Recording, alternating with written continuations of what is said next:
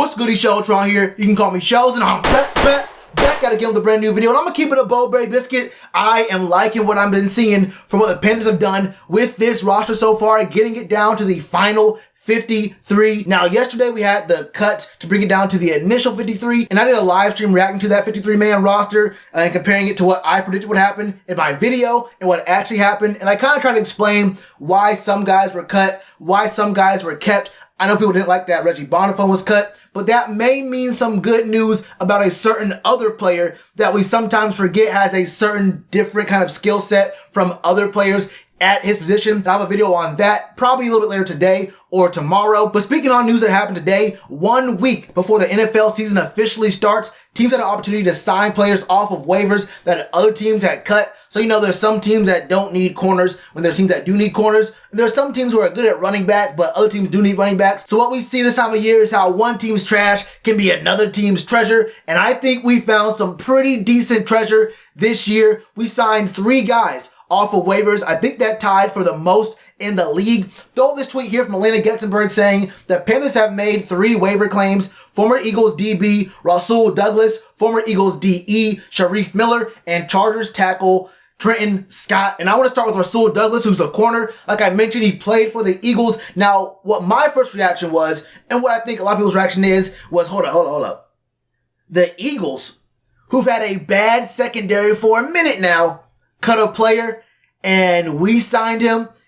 That doesn't really make me feel very confident about this guy's skill set. If the Eagles didn't want him, and the Eagles have had a bad secondary for a minute now, just how good is Rasul Douglas gonna be for us? He's 6'2", about 210 pounds. And if you've been watching me for any amount of time, you know that I prefer to have guys in the secondary who are a little taller. Sure, having guys who are 5'10", 5'11", they may have some speed to them. But when you're bigger and have a much wider wingspan, you can do a lot more in coverage. We have some big receivers we're going to go against this year. And being able to reach across dudes' bodies on those slant routes, being able to go up and meet dudes at the highest point of the ball, at the point of attack, is very, very important. So having a guy like Rasul Douglas on the outside is a big benefit for this team because we are going to be tested.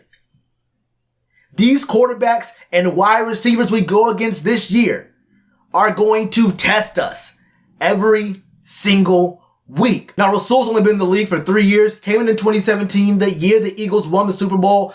I won't say he was the biggest factor in all that. He started 5 of the 14 games he played in that year. He had 2 interceptions, 11 passes defended, and 25 combined tackles. That's not a whole lot for a starting corner, but for his snap share and him not being really a starter, those are actually pretty decent numbers. And then you go to 2018, where he had 3 interceptions and he had only 4 passes defended. He had 5 interceptions in his first 2 years in the league. And when you think about how he only started 12 of the 30 games he played in, that was actually pretty good for the amount of times he was on the field versus the number of interceptions he got. I think he was 7th in the league in plays to interception ratio. So that's not bad at all. This dude, when given a chance, has been effective. And then this past year, he started 6 of the 16 games he played in. He didn't have any interceptions, but he did touch double-digit passes defended again. And when you think about not starting these games and not always being on the field,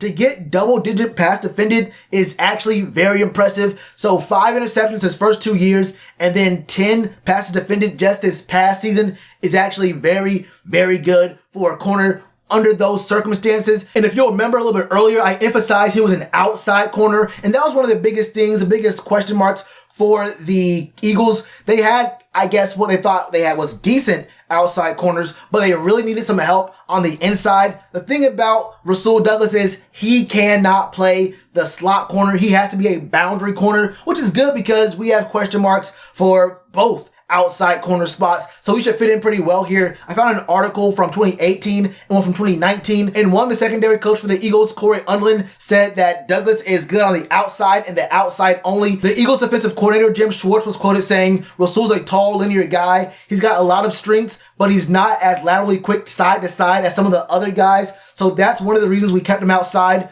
That's no slight to him. It's just a skill set. He has great length and has the ability to play the ball. And that's very obvious from what you've seen from his numbers. And it's just that the Eagles had a need in other places and they thought they had some good enough from what they thought, I guess, on the outside help already, and they just could not move him around, so he couldn't get so many snaps for the Eagles. That works for us, like I mentioned, because I'll say it again. I don't have 100% confidence in either of the guys that we have slated to play on the outside, and I'm not alone in this because even the Panthers organization themselves, the coaching staff, has been very hesitant to say who was going to be playing opposite Dante Jackson. They really don't know because nobody's really separated themselves from the pack during training camp. We just don't have really all that many talented corners right now, especially guys who can play the boundary against some of these teams' better receivers. So I think having Rasul Douglas here will help right there. I mean, honestly, he could just start right now and he'll be the starter. He comes in knowing the job is his. Honestly, who's going to beat him? Eli Apple? Corn Elder? Is Corn Elder about to beat Rasul Douglas? You don't have to even know a single thing about Rasul Douglas. You probably already know Corn Elder is not better than him. Let's be real about it. So I think Rasul Douglas will be a good addition to this team. And then we get to our tackle here, Trenton Scott. Trenton Scott was the guy who actually came in for those 9 games for Russell Okung last year at the Rams when he had those blood clots and he could not play. And he also has connections to our O-line coach, Pat Meyer. Actually, 4 of the guys on the O-line right now have a connection to Pat Meyer. So that makes a lot of sense to me. You bring in guys who you understand the system's changing. The coaching staff has changed, but if you have some familiarity on that O-line, which I think is the second biggest position group of need outside of the secondary, obviously. It goes secondary, O-line, and then I think linebackers for us, depending on whether or not we put Jeremy Chinn as an outside linebacker. I think familiarity and chemistry with a coach on the O-line is an important thing to have because the O-line is one of those position groups where individual skill is great, but you have to work as a unit on every single play. If one person's off, potentially the whole O-line is off. So you have to have some kind of continuity, some sort of chemistry. You have to have some kind of glue when you're on the O-line. And the coaching staff and having that one voice upstairs or on the sideline can be a very big factor in that. Then the last guy we signed, defensive end Shareef Miller.